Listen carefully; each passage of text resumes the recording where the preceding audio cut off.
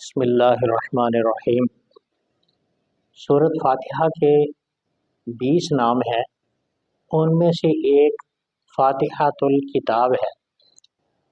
اب سوال ہے کہ فاتحۃ الکتاب کیوں کہتے ہیں؟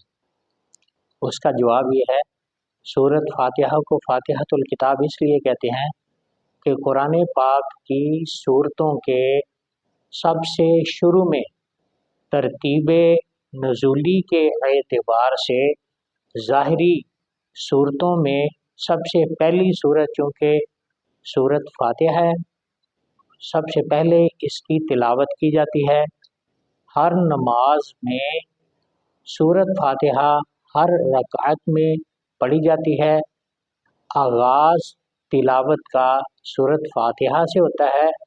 قرآن پاک کو شروع کرتے وقت ہماری نظروں کے سامنے سورۃ فاتحہ آتی ہے، اس لیے اسے فاتحۃ الکتاب یعنی قرآن پاک کا آغاز، اس لیے اسے سورۃ فاتحہ کہتے ہیں۔